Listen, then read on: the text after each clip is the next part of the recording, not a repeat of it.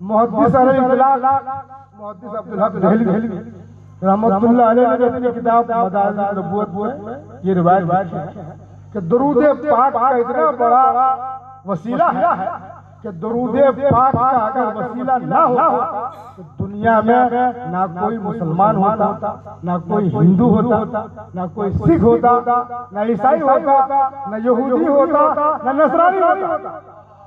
यूं कह लीजिए कि दुनिया में कोई इंसान नहीं होता अगर दुरूद पाक का सदका नहीं होता।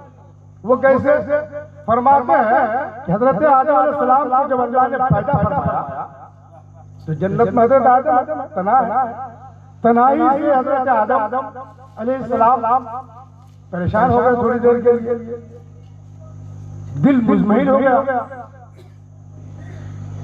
तो रब तबारक व तआला ने हजरत जिब्रील जाओ और इस तन्हाई का इलाज करो। हजरत आदम अलैहिस्सलाम की आंखों में नींद उंडेल, जन्नत में तो नींद आनी नहीं, कुदरतन नींद उंडेला गया, हजरत आदम सो गए। तो थोड़ी देर में क्या देखते हैं कि हजरत आदम के बाएं पसली से हजरत माँ हव्वा को पैदा किया गया। आंख खुली, नींद हटा लिया गया। जब हजरत आदम ने देखा कि अब तक यहाँ कोई नहीं था, मैं अकेला था जन्नत में, मेरे बाजू में एक हसीन और जमील औरत है, अल्लाह ताला ने हजरत आदम के दिल में मोहब्बत डाल दी, ख्वाहिश का हाथ बढ़ाना चाहा।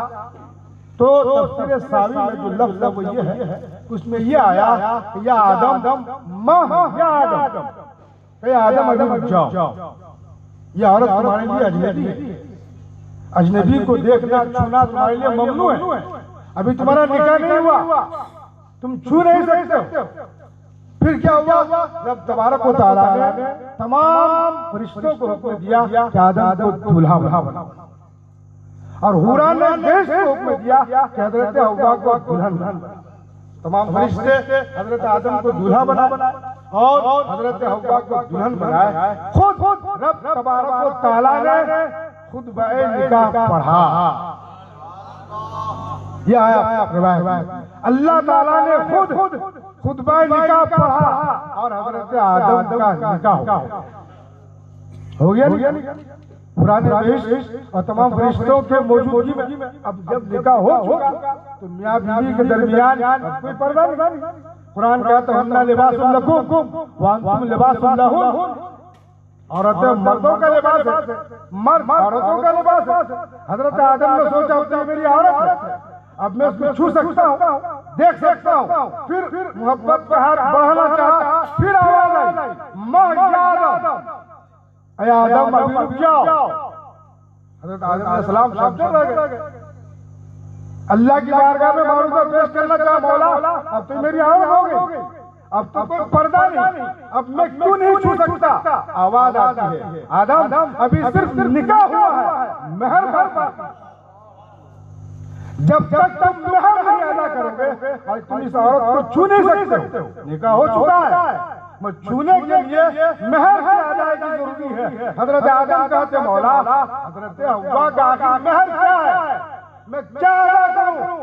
गैर की आवाज आती है आदम हव्वा का महर तुम्हारे हाथ में ये है कि मेरे महबूब की बारगाह में 3 मरतबा दुरूद पाक पढ़ो। सुभान अल्लाह, ये दुरूद पाक का इतना बड़ा सदका है। तो हजरत आदम अलैहिस्सलाम दुरूद पाक पढ़ते हैं, सल्लल्लाहु अलैहि वसल्लम, सल्लल्लाहु अलैहि या रसूलल्लाह, सल्लल्लाहु अलैहि या रसूलल्लाह, 3 मरतबा दुरूद पाक पढ़े। उसके बाद हजरत हव्वा हजरत आदम के लिए हलाल हो। अब यही मैं एक बात कहना चाहूंगा कि हजरत आदम का तो निकाह हो चुका था, महर बाकी था। अगर महर की शक्ल में हजरत आदम अलैहिस्सलाम दुरूद पाक न पढ़ते तो कुर्बत नहीं होती। जब कुर्बत नहीं होती कोई औलाद नहीं होती।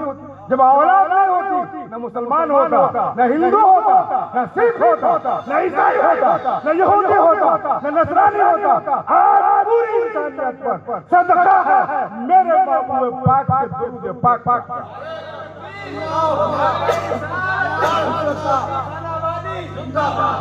पढ़िए दुरूद पाक।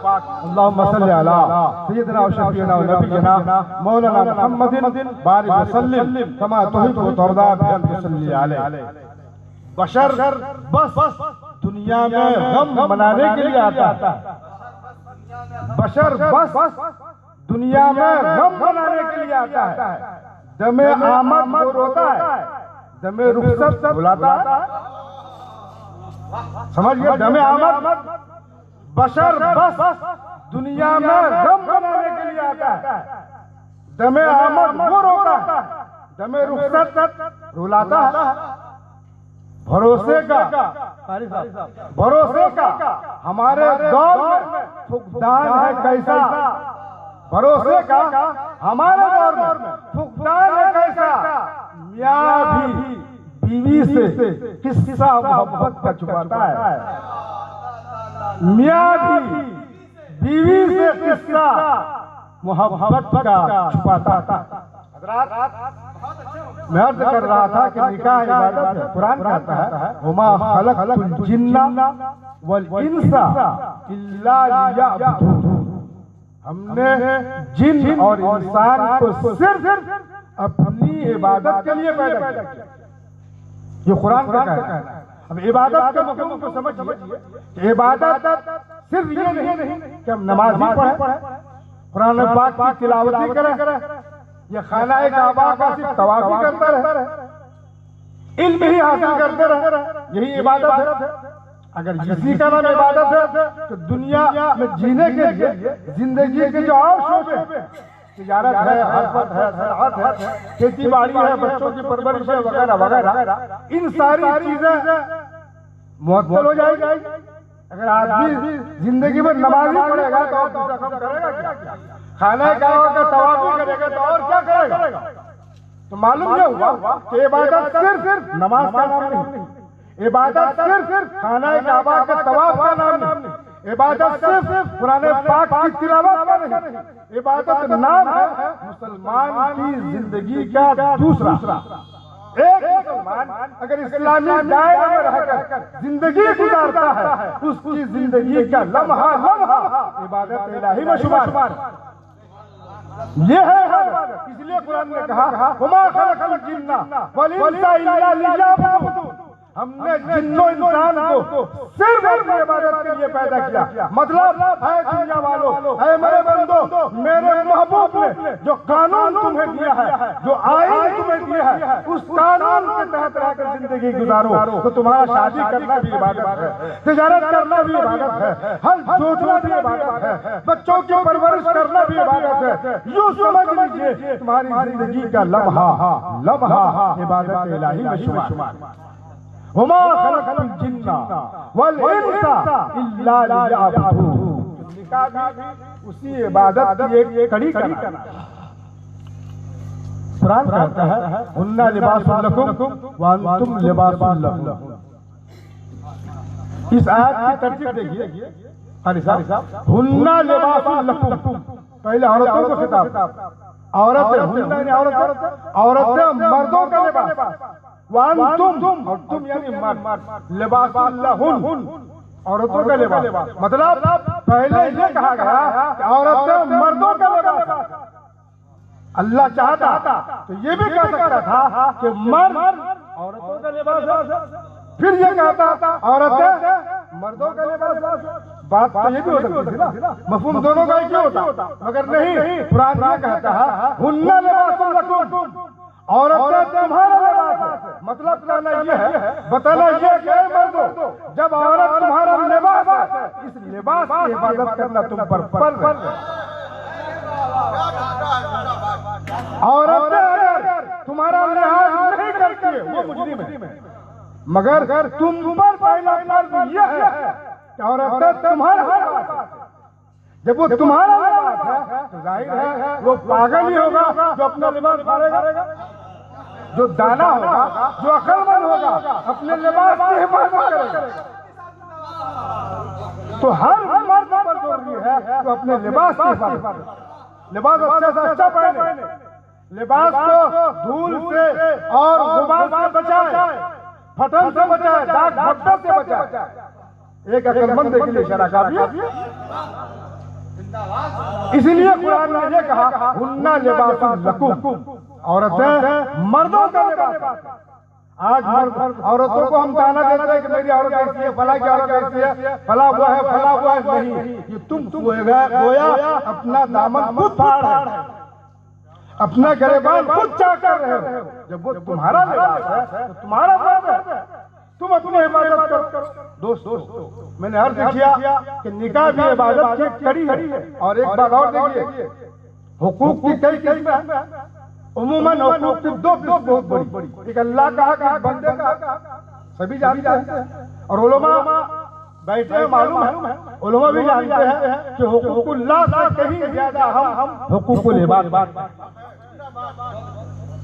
हुकूकुल इबाद यानी बंदों का जो अल्लाह का हक है। जैसे नमाज हम पर फर्ज है, बहरहाल पढ़ना ही नहीं, अगर नहीं पढ़ेंगे तो गुनहगार है, जहन्नम के हकदार है। मगर इसके बावजूद अगर ईमान का एक जर्रा भी दिल में है, राई के बराबर में जो ईमान कहा जाता है, उस बराबर भी अगर ईमान हमारे दिल में है तो बख्शिश का इम्कान है। वो कादिर मुतलक है, कौन सी अदा को भाजा अल्लाह बख्श दे। इसलिए कि अल्लाह का हक है, वो अपना हक माफ कर सकता है।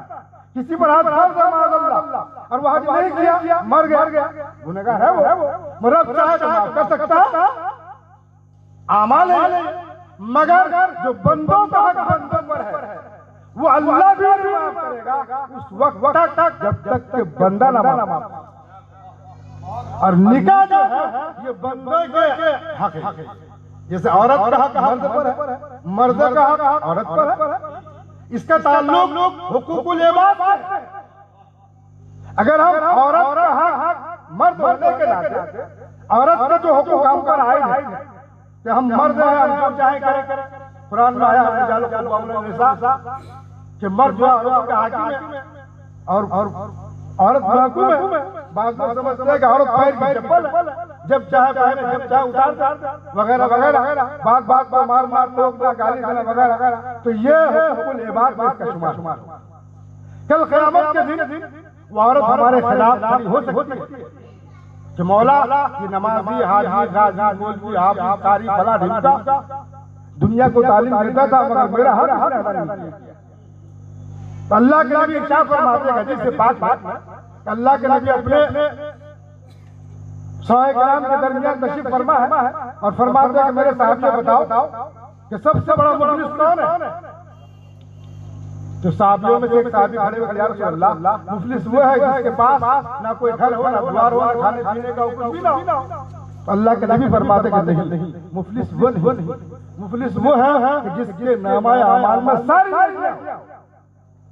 नेकियां, नमाज, रोजा, हज, ज़कात, खैरात वगैरह वगैरह, मगर वो क़यामत के दिन इस हाल में आए उस पर बंदों को हुकूक, भाई है भाई का हक नहीं अदा किया, पड़ोसी है पड़ोसी का हक नहीं अदा किए, चचा है भतीजे का हक अदा नहीं किए, मियाँ है बीवी का हक नहीं अदा किए, शागिर्द है उस्ताद का हक नहीं अदा किया वगैरह वगैरह। इस तरह के हुकूक उस पर आए हैं और सारी नेकियां कई हज है, कई उम्रे है, कई साल का इल्म है, कई साल इमामत की है, सारी नेकियां मौजूद, मगर इस हाल पहुंचते हैं कि बंदों के हुकूक है। तो अल्लाह के नबी फरमाते हैं सबसे बड़ा मुफलिस वही है। अब क्या होगा क़यामत के दिन? अल्लाह के नबी फरमाते हैं वो हक वाले खड़े हो जाएंगे। मान लो मैं हूँ, मेरे पड़ोसी का मैंने हक नहीं अदा किया, वो खड़ा हो जाएगा, बीवी का हक नहीं अदा किया, वो खड़ा होगा, जितने भी हैं सारे खड़े हो जाएंगे। अल्लाह फरमाएगा फरिश्तों से अब इसकी मुआफ़ी का इलाज क्या होगा, तरीका क्या होगा? अल्लाह फरमाएगा ऐसा करो ये जो हक वाले हैं इसको राजी कराओ। तो कैसे राजी होंगे? राजी की एक ही जरूरत होगी तो उस वक्त नेकियां नहीं मिलेगी। एक नेकी के लिए आदमी सरगर्दा रहेगा, पागल हो जाएगा, परेशान रहेगा। तो वो अल्लाह फरमाएगा उसकी यही सूरत है कि इसके पास जो नेकियां हैं ये मुत्तकी परहेज़गार है, दुनिया भर की नेकियां नामा अमाल में है, इनकी नेकियां इन लोगों को दे जाओ ताकि ये राजी हो जाए, माफ कर दूंगा। अलगरज वही होगा, ये जो हक वाले होंगे उनकी नेकियां दे दी जाएगी। थोड़ी थोड़ी करके ताकि राजी हो जाए। और यहाँ तक हदीस में आया कि एक वक्त ऐसा आएगा कि नेकियों का दफ्तर खत्म, हक वाले मौजूद। 1000 हज किए तो भी खत्म, उम्रा जो किए तो वो भी खत्म, 10 साल में पढ़े थे उसके जो सवाब तो वो भी खत्म, सभी खत्म हो गया। अब कुछ भी नहीं रहा, हक वाले मौजूद। फरिश्ते फिर मारूदा पेश करेंगे मौला, अब हक तलाफी का तरीका क्या होगा? तो नेकियां भी नहीं हजरत के पास, किस तरह राजी कराएंगे? तो हुक्म ये होगा कि ये जो लोग हक वाले खड़े हैं इनके गुनाह हजरत पर डालो, इनको आजाद करो। वही होगा जिनके हक हमने हाथ दबा लिए, जिनके हक हम पर आज है और हम यहाँ हज भी कर रहे हैं, सारे काम भी कर रहे हैं, मगर हुकूकुल इबाद पर हमारा ध्यान नहीं है। ये नतीजा सारे अमाल देने के बाद भी ये होगा तो उनके गुनाह हम पर लाद दिए जाएंगे, उन्हें आजाद कर दिया जाएगा और दूसरों का गुनाह लेकर हमको जहन्नम में डाल दिया जाएगा। क्यों? इसलिए कि इसका ताल्लुक हुकूकुल इबाद। आज यही हाल दुनिया का है, लोग नमाज पर नमाज पढ़ते हैं, हर रमजान को लोग उम्रा करते हैं, मगर पड़ोसी के हुकूक अदा नहीं करते, भाई के हक अदा नहीं करते, मियाँ बीवी के हुकूक अदा नहीं करते। ये समझते हैं कि अल्लाह माफ करवा लेगा, अल्लाह से हम माफी करवा लेंगे वगैरह वगैरह। इसी तरह निकाह हुकूकुल इबाद खड़ी करना। तो जितने भी निकाह करने वाले हैं, निकाह इस्लाम का एक अहम फरीज़ा है, इस्लाम का एक अहम रुकन है। अल्लाह के नबी फरमाते हैं अन निकाह निस्फुल ईमान, निकाह आधा ईमान है। मतलब इस्तिताअत को होते हुए जो निकाह न करे गोया वो मुकम्मल मोमिन नहीं। जब निकाह हो जाता है, निकाह होने के बाद अब वो मुकम्मल मोमिन हो गया। क्यों मोमिन हुआ? इसलिए कि निकाह करने के बाद आंखों की हिफाजत हो गई, दिल की हिफाजत हुई, दिमाग की हिफाजत हुई, रब तबारक व तआला की तरफ से खशियत रब्बी दिल में बैठ गई। अब वो जिस तरह बीवी के हुकूक को अदा करेगा, उम्मीद है वो अल्लाह का हक भी अदा करेगा।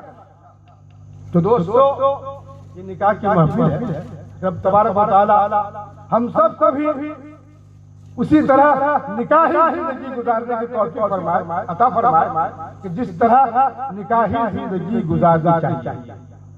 अल्लाह के नबी सल्लल्लाहु अलैहि वसल्लम के दौर की बात है।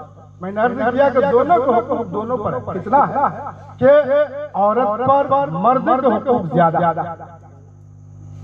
मर्द पर औरत के हुकूक कम है, मगर दोनों के हुकूक दोनों पर। एक जवान औरत मेरे आका की बारगाह में कहने लगी, या रसूल अल्लाह मैं निकाह करना चाहता हूँ, निकाह के आदाब क्या है, निकाह के फराइज क्या है, निकाह के अहकाम क्या है, मर्द का हक क्या है? अल्लाह के नबी फरमाते हैं कि मर्द का हक ना ज्यादा है कि अल्लाह के सिवा अगर किसी को सजदा करना रवा होता तो औरत को हुक्म होता है कि अपने आदमी को सजदा करे। इतना बड़ा मर्तबा है आदमी। अगर आदमी के बदन से खून या पीप बहे, औरत अपनी जुबान से वो पीप चाटे, जब भी वो मर्द का हक अदा नहीं कर सकती। वो औरत सुनकर घबरा गई, या रसूल अल्लाह ये हुकूक तो मुझसे अदा नहीं हो पाएंगे, मैं निकाह नहीं करती। अल्लाह के नबी ने फरमाया नहीं, तुमको निकाह करना ही पड़ेगा, इसलिए कि निकाह आधा ईमान, इसी में ईमान की हिफाजत है। इतना बड़ा मर्तबा है मर्द का। अल्लाह के नबी के दौर की बात है, एक आदमी बाहर पैसे कमाने के लिए जाता है, कमाई करने के लिए जाता है, अपनी औरत से वादा लेता है कि जब तक मैं सफर से वापस न हो जाओ तुम घर से नीचे मत उतरना। इत्तेफाक ऐसा था कि नीचे उस औरत के माँ बाप रहते थे और ऊपर के मंजिले में औरत खुद रहती थी। जितने दिन उसको सफर में रहना था उतने दिन के असबाब सामान वो मुहैया कर गया था कि जब तक मैं ना आ जाऊं तुम नीचे मत उतरना। इत्तेफाक ऐसा हुआ उसके आदमी के जाने के बाद उसके बाप की तबीयत खराब। अब नीचे बाप रहते हैं, ऊपर बेटी रहती है, तो बेटी बाप से दर्जा मोहब्बत करती है। बेटा इतनी मोहब्बत नहीं कर पाता जितनी बेटियां करती। इसलिए कि बेटी की मोहब्बत में सिर्फ जुलूस होता है और बेटों की मोहब्बत में जुलूस होता है। बेटियां माँ बाप के लिए सिर्फ बेटे नियमत किसी ने कहा था कि जब बेटे नियमत है, क़यामत के दिन बेटों के ताल्लुक से रब से सवाल हो, ये तुम्हारा बेटा बिगड़ा क्यों, ये बेटा वाहियात क्यों बना, पर बेटी के बारे में नहीं होगा। क्यों? इसलिए कि वो सिर्फ रहमत है और ये नियमत है। और कुरान कहता है सुम्मा लतुसअलुन्ना यौमइज़िन अनिन नईम, फिर तुमसे हर नियमत का सवाल होगा।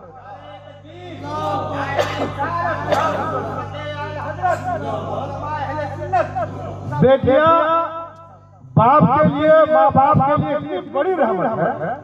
मैंने अर्ज किया कि एक दौर ऐसा भी था कि बेटियों को जिंदा दफन कर देते थे। सबको पता है, आप सुनते रहते हैं, पढ़ते रहते हैं, तारीख लोग बैठे हैं। मगर मेरे नबी के आने के बाद बेटियों का मुकाम इतना बड़ा हुआ, इस्लाम ने औरतों को वो मुकाम दे दिया, अल्लाह अकबर कबीरा। वो जब बेटी के शक्ल में आती है तो किसी ने कहा था जब से रखा है मेरे आंगन में बेटी ने कदम, जब से रखा है मेरे आंगन में बेटी ने कदम, फिर उस बरकत ने मेरे घर में फाका नहीं होने दिया, फिर उस बरकत ने मेरे घर में फाका नहीं होने दिया। जब वही औरत बीवी की शक्ल में आती है, महबूबा की शक्ल में आती है, तो किसी ने कहा था कि मत भागो, अरे गाफिलो, नापाक दोपट्टों के जाने मत भागो, गाफिलो, नापाक दोपट्टों के जाने, जिस दोपट्टे में तुम नमाज पढ़ सकते हो वो दोपट्टा तुम्हारे घर में। वही औरत जब माँ की शक्ल में आती है तो किसी ने कहा था कि माँ, बच्चा जब तड़पता है तो माँ का दम निकलता है, बच्चा जब तड़पता है तो माँ का दम निकलता है, मगर जब माँ तड़पती है तो फिर दम निकलता है, जब माँ तड़पती है तो फिर दम निकलता है। ये मकाम किसी ने दिया है, वो सिर्फ पूरे कुरान पढ़िए आप, कुरान में कोई ऐसी सूरत नहीं जो मर्दों के नाम दो खाली साहब, पर एक सूरा ऐसा है जो औरतों के नाम, सूरतुल निसा। आज हम दाढ़ी वाले हैं, हज करने वाले हैं, बड़े बड़े उलमा है, कोई बताए भला कि हमारे नाम से सूरत है, पर औरत का वो मुकाम है, अल्लाह अकबर कबीरा। क्यों? किस लिए? इसलिए कि वो औरत वही औरत है जिन औरतों ने नबियों को जन्म दिया है, वलियों को जन्म दिया है, गौसों ख्वाजा को रज़ा जन्म दिया है। वो औरत का मकाम है कि जिसने इतने बड़े बड़े उलुल अज़्म को जन्म दिया है, जिन इन बड़े अफराद को जन्म देने वाली चीज का नाम ही औरत।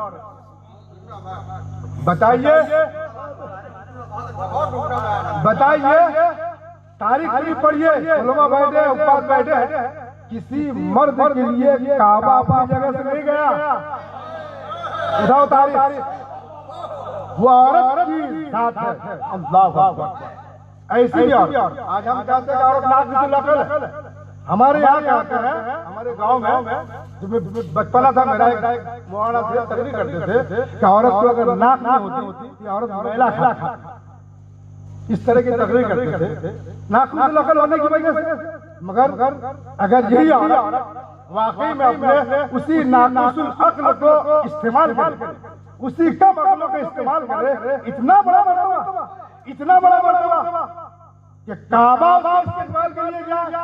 अल्लाह, हजरत राबिया बकरिया रज़ी अल्लाह तआला अन्हा का इतना बड़ा मकाम, काबा हम और आप हज के लिए आते हैं, काबा शरीफ को देखने के लिए आते हैं। जब राबिया, हजरत राबिया बकरिया काबा शरीफ आने लगी, दिल में तमन्ना पैदा हुई, आज से पहले मौला दुनिया काबा देखती है, मैं मालिक के काबा को देखूंगा। गैब से आवाज आई, राबिया क़यामत से पहले क़यामत पर पाबंद करना, जीते जी तुम मुझे देख नहीं सकते हो। कितना सुनना था, वापस हो गई, दीवानी थी रब की, वापस हो गई, काबा शरीफ नहीं आई, दूसरे साल फिर आई।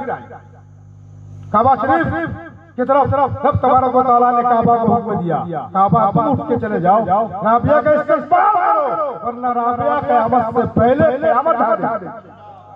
उसी साल उसी शहर में एक बहुत बड़े वली हजरत इमाम हसन बसरी रज़ी अल्लाह तआला, वो भी बसरा के आप भी आए हज के लिए। कैसे आए मालूम? उलमा फरमाते हैं हर कदम पे 2 रकअत नमाज पढ़ते हुए चले घर से।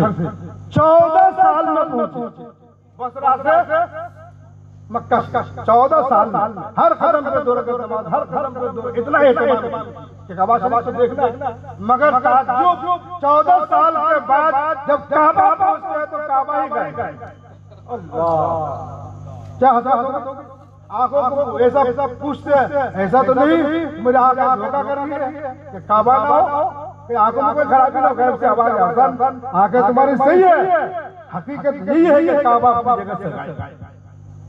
तो इमाम हसन बसरी सोचते कि या अल्लाह, आखिर वो तेरा कौन सा बंदा है, कौन सी जात है जिसके लिए काबा इस्तेमाल के लिए गया हो। रब की तरफ से आवाज आती है, हसन वो कोई मर्द नहीं, एक औरत है, मेरी बंदी है जिसका नाम राबिया है, उसी के इस्तेमाल के लिए काबा गया।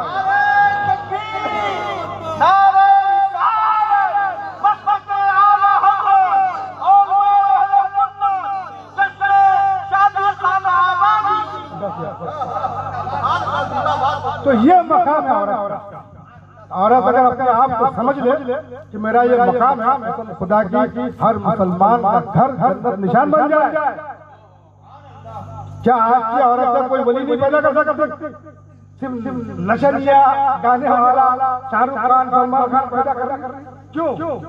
क्या वो औरत नहीं रही है? वो औरत, उसका नफ्स मर चुका है, उसका दिल मर गया।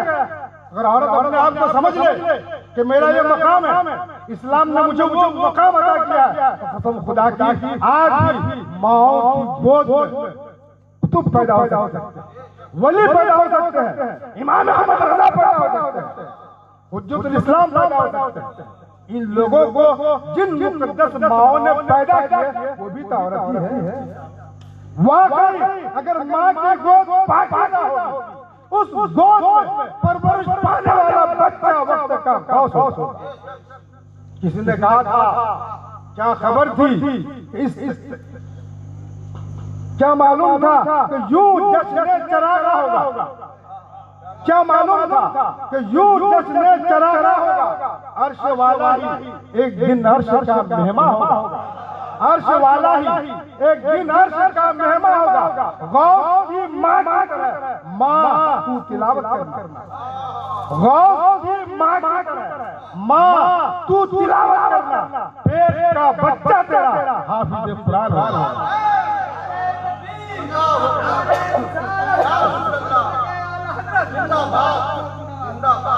पेट का बच्चा तेरा हाफिज कुरान होगा। आज ये जो अफरा तफरी के शिकार है, अपने ही बच्चों से हम डरते हैं। इधर वक्त ऐसा आ गया कि माँ बाप अपने बच्चों से डरते।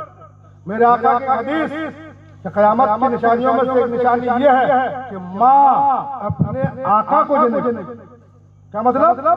माँ आका को जन्नत का क्या मतलब है? यानी माँ जिस बेटा को जन्म देगी वो बेटा बाप पर हुकूमत करेगा, बाप पर हुकूमत करेगा। क्या वो दूर है? क्या ये वक्त अभी नहीं आया है? आया है। बात बात घरों में देखिए कि माँ बाप सहमत बैठ रहे हैं, कुछ बोल नहीं पाते, मजबूर हो गए हैं। ये वक्त आ गया है। क्यों? किस लिए? इसके जिम्मेदार हम खुद हैं। किसी ने कहा था, कारी साहब दुरूद पाक पढ़िए, अल्लाहुम्मा सल्ली अला सय्यिदना व शफीना व नबीना व मौलाना मुहम्मदिन बारिक व सल्लिम सलातो व सलाम अलैका या रसूलल्लाह। ये हकीकत बहुत पुरानी है, ये हकीकत बहुत पुरानी है। दिल मोहब्बत की राजधानी है। ये हकीकत बहुत पुरानी है। दिल मोहब्बत की राजधानी है। क्यों करूं गुस्सा मैं अपने बच्चों पर? क्यों करूं गुस्सा मैं अपने बच्चों पर? इनमें हर कमी खानदानी है, इनमें हर कमी खानदानी है। गुस्सा करके अपनी ऐसी तैसी करवा, अपना ही गरीबान खुद ही पाड़ो, इसमें जो भी कमी है खानदान। तो हज़रात ये एक हकीकत है जो बयान कर रहा हूँ, छोटा मुंह बड़ी बात ना हो जाए।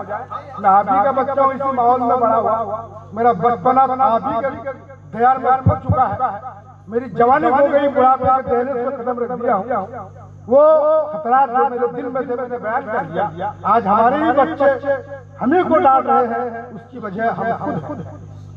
हम अगर तालीम मुस्तफा, तालीम आला हज़रत, तालीम तारीख शरिया पर जिंदगी गुजारे होते तो आज हमारा बच्चा भी हमारा ताबेदार होता, हमारा गुलाम होता, हमारा बच्चा भी हमारे लिए मशाले राह होता।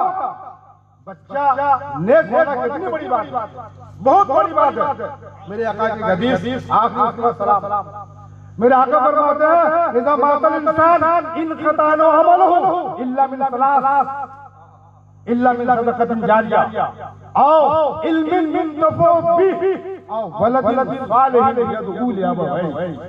बताइए नेक औलाद माँ बाप के लिए कितना बड़ा सदका है।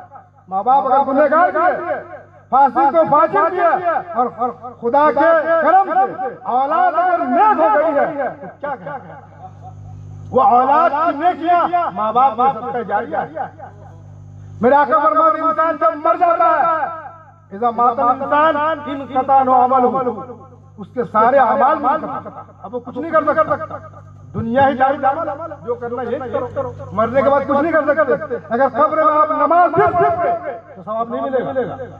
लज्जत के लिए पढ़िए, सवाब नहीं मिलता। बहुत अल्लाह वाले पढ़ते हैं, तिलावत करते हैं, तो दुनिया दारुल अमल, दुनिया के अमल का सवाब मिलेगा। इज़ा मातल इंसान मर गया, सारे अमल बंद करता, अब वो कुछ नहीं कर सकता। और आका फरमाते हैं इल्ला मिन सलास, सिवाय 3 अमल कि मरने के बाद भी 3 अमल का सवाब उसको मिलता रहे, कोई करे या ना करे। क्या? मेरे आका फरमाते हैं इल्ला मिन सदक़तिन जारिया, इल्ला मिन सदक़तिन जारिया, उसमें से एक सदका जारिया। जीते जी अपने हयात अगर आपने अच्छे माल से हलाल कमाई से सदका जारिया के तौर पर कोई मस्जिद बन रही है, अपनी मदरसा है या कहीं पानी की जरूरत है, नल की जरूरत है, वहाँ आपने लगवा दिया, ये सदका जारिया। क़यामत तक मुसलमान फायदा उठाते रहेंगे, उन सब को जितना सवाब मिलेगा तना आपको मिलेगा। कोई आपके मिसाल सवाब करे या ना करे, क़यामत तक सवाब मिलता है। मस्जिद में आपने चंदा दे दिया, वो मस्जिद बन गई, सही नमाज पढ़ने वाले नमाज पढ़ते हैं, क़यामत तक नमाजियों को पूरा सवाब मिलेगा, तना आपको मिलेगा। मदरसे में आपने दे दिया, किताब खरीद के दी, चंदा दिया, सिद्क दिल से, अच्छी नियत से, अच्छे माल से, उस पैसे से जो मौलवी बने, हाफिज बने या मदरसा बना, क़यामत तक मदरसा कायम रहेगा, पढ़ने वाले पढ़ते रहेंगे। एक दुनिया पाएगी, एक दुनिया सवाब पाएगा, उन सबको जितना सवाब मिलेगा तना आपको मिलेगा। ये सदका जारिया है। ये दूसरा नबी फरमाते हैं आओ इल्मिन युंतफ़अ बिही, क्या ऐसा इल्म जिससे नफा हासिल किया, दीनी दुनियावी, ऐसा इल्म जिससे नफा हासिल किया जाए, ये भी सदका जारिया। उसकी क्या सूरत उलमा फरमाते हैं, उसकी सूरत तो यह है कि नेक शागिर्द पैदा करना। तुम भले गुनहगार हो, हो, पापी, अगर शागिर्द अगर नेक है तो फिर अपने लिए जन्नत, ये भी सदका जारिया। दूसरी सूरत यह है कि मदरसे में जो किताबें पढ़ाई जाती है, कुरान पाक है, हदीस है, फिक्र है, वगैरह वगैरह, उन किताबों को खरीद के आपने दे दिया।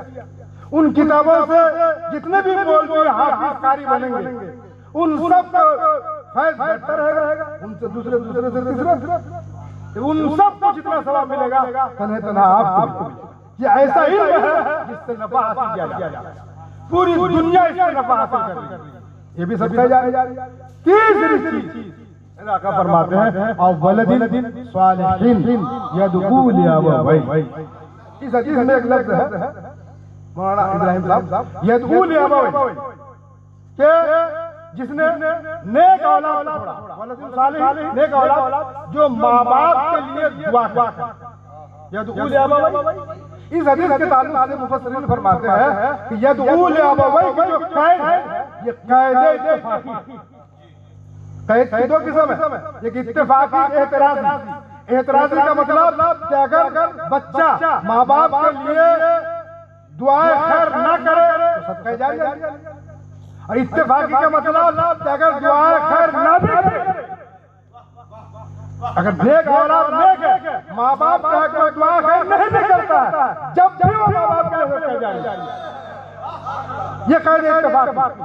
और वलदिन सालिह क्या औलाद का नेक होना ही माँ बाप के लिए सदका जारिया है, चाहे वो औलाद माँ बाप के नाम इसाले सवाब करे या ना करे, माँ बाप के नाम जलसा करे या ना करे, फातिहा करे ना करे, बजाते खुद अगर नेक है माँ बाप के लिए मेरा।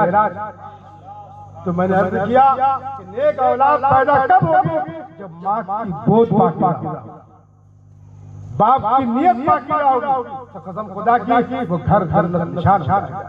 दुरूद पाक पढ़िए, अल्लाहुम्मा सल्ली अला सय्यिदिना व शफीना व नबीना मौलाना मुहम्मदिन बारिक वसल्लम सलातो व सलाम अलैहि। हां कौन सा अभी रहो हजरत फातिमा की एक बात बता देता हूं। दुरूद पाक पढ़िए, सल्लल्लाहु अला नबील उम्मी व आलिहि सल्लल्लाहु अलैहि वसल्लम सलातो व सलाम अलैहि। देखिए आज हमको आप अपनी फिक्र रहती है, घर की बाल बच्चों की, मरने से पहले आदमी ये चाहता है कि मेरा बच्चा खुशहाल रहे, क्या नहीं करता बाप बच्चों के लिए इतनी फिक्र रहती है, मगर आखिरत की फिक्र किसी को नहीं। ऐसा नहीं कि बच्चों को नेक बना दे, रिस्क का मालिक खुदा है, हम और आप मालिक है, जिसके हिस्से में जितना रिस्क है उसको तो पाना ही है, उसको अदा किए बगैर तो मरेगा ही। इसलिए अल्लाह वाले फरमाते हैं कि दुनिया वाले पागल हो गए कि तुम रिस्क की तलाश में हो, रिस्क तुम्हारी तलाश में, रिस्क तो तुम्हारी तलाश में, खामखा तुम इतना इस्तर कर रहे हो, ना तुम सब सही से खाना खाते हो, सोना पाते हो, सुख चैन नींद आराम सब कुछ झोंक दिए माल कमाने के लिए, जबकि जो रिस्क तुम्हारे हिस्से में मरकूम है वो बाहर हाल तुमको मिलना है। तुम अगर सोते भी रहोगे जब भी आए, मेहनत करने का अलग चीज है, मगर वो आके रहेगा। सबको अपनी फिक्र रहती है, मगर देखिए वो घराना कितना मुकद्दस घराना है ना, अल्लाह अकबर कबीरा। हजरत फातिमा ज़हरा खातून जन्नत मखदूमाए कायनात,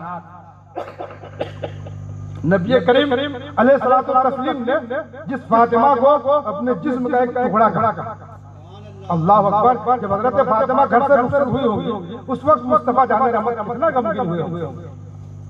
जब बेटी बाप के घर से रुखसत होती है, बाप के दिल से पूछिए कि बाप को कितनी तकलीफ होती है। किसी ने कहा कि घर में रहकर गैरों की तरह रहती है, घर में रहकर गैरों की तरह रहती है, बेटियां धान के पौधों की तरह होती है, घर में रहकर गैरों की तरह होती है, बेटियां धान के पौधों की तरह होती है। किसानों को मालूम, मुकीम भाई किसान और भी लोग किसान, मैं खुद किसान इब्ने किसान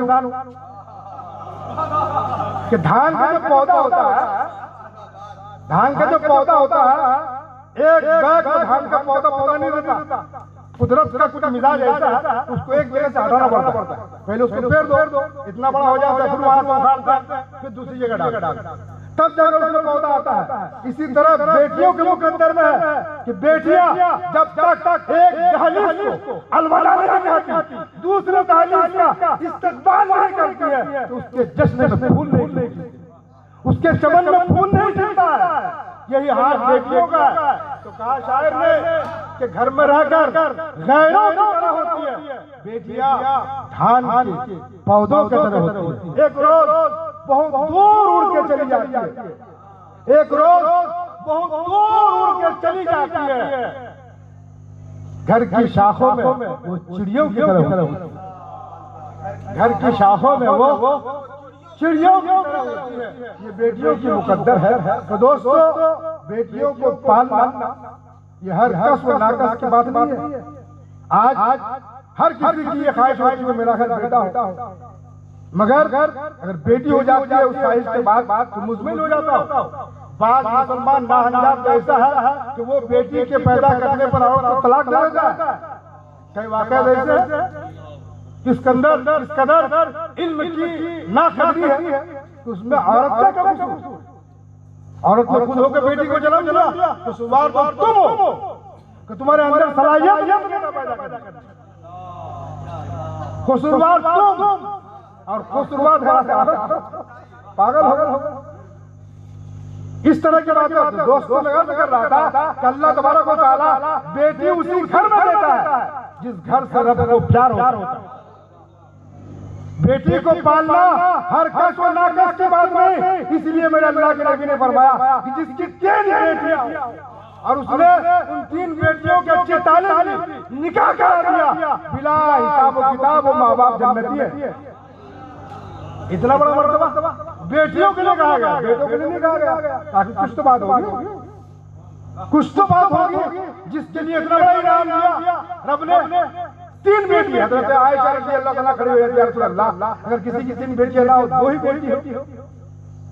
हजरत आयशा फरमाती है, या रसूल अल्लाह अगर किसी की 2 ही बेटियां हो, मेरे आका फरमाते हैं हाँ, अगर 2 ही बेटियां हैं उन 3 बेटियों को उसने परवरिश की, निकाह करा दिया, वो भी जन्नती है। फिर वो अर्ज़ करती है, या रसूल अल्लाह अगर किसी की देखिए रहमत का दरवाजा, रहमत का दामन, अल्लाह के नबी फरमाते हैं आयशा अल्लाह की रहमत इससे ही बड़ी।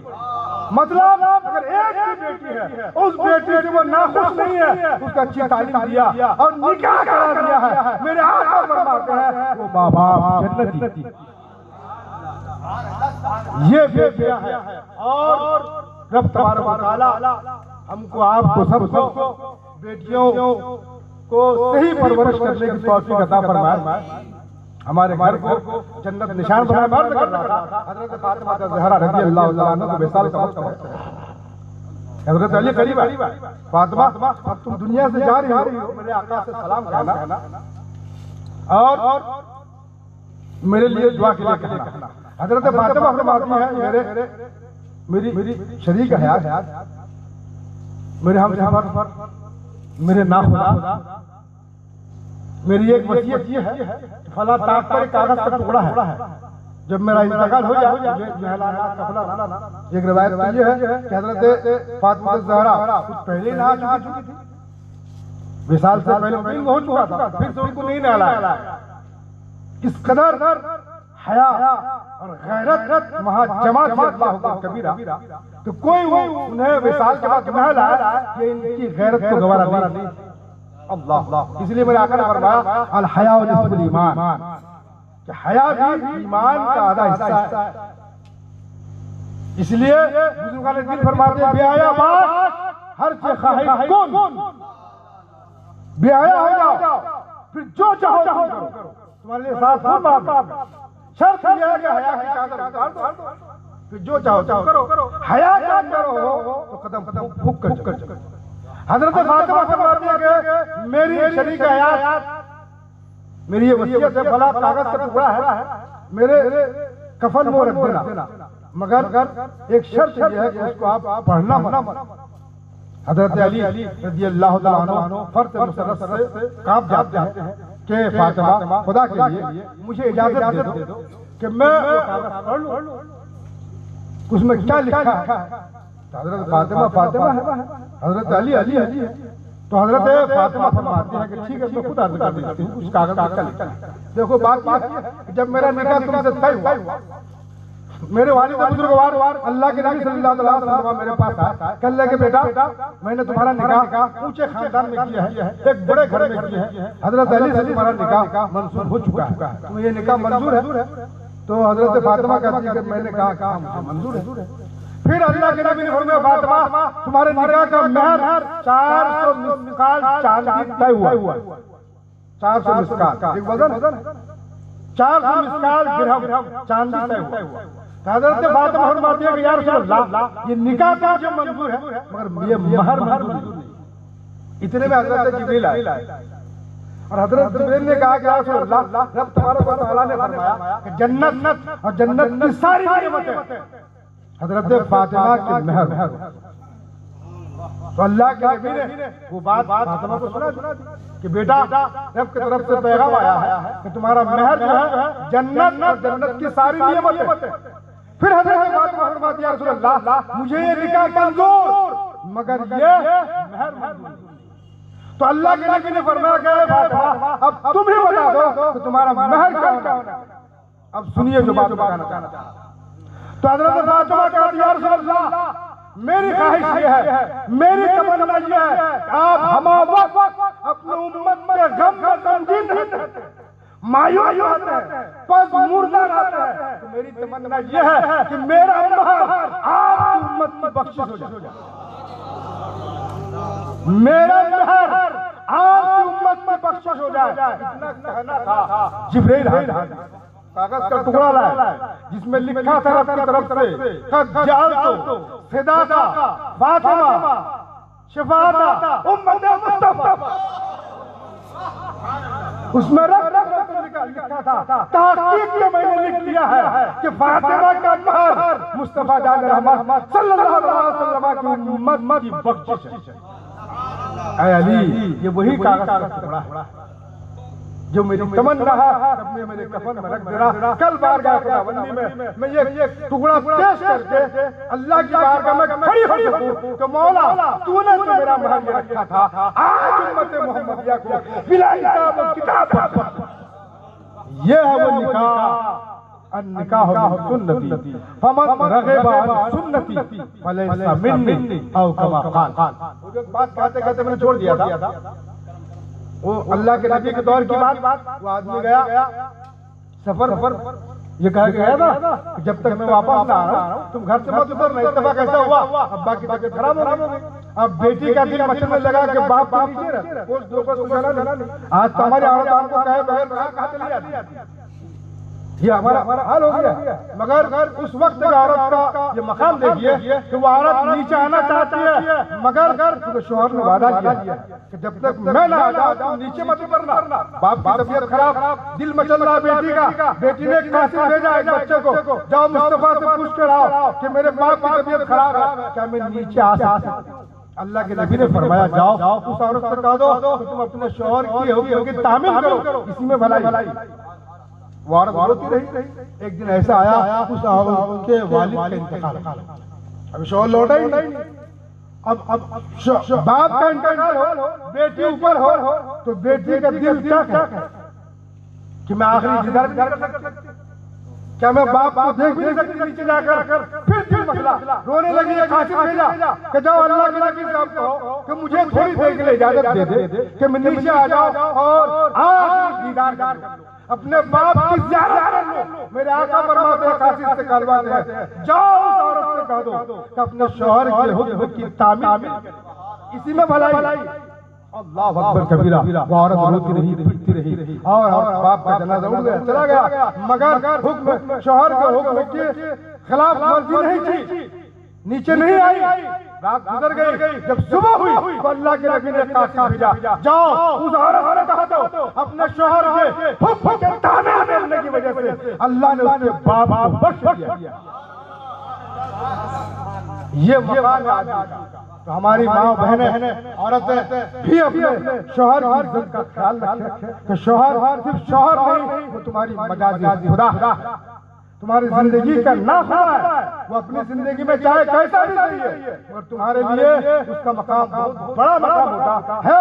अल्लाह के सिवा किसी और को सजदा करना रवा होता, हुक्म होता कि औरतें अपने अपने शौहरों। आदमियों के लिए जरूरी है कि खामखा अपने औरतों को परेशान न करे, बाप बाप औरतों को न टोके, उसके माँ बाप को गालियां न दे।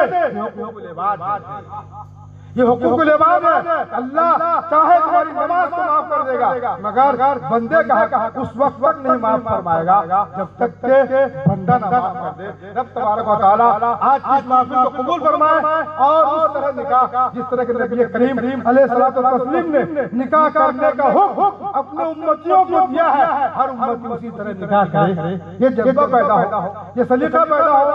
निकाह एक ऐसी चीज का नाम है कि जिसमें कोई खर्चा नहीं, सबसे आसान निकाह, इसी को हमने सबसे मुश्किल बना दिया।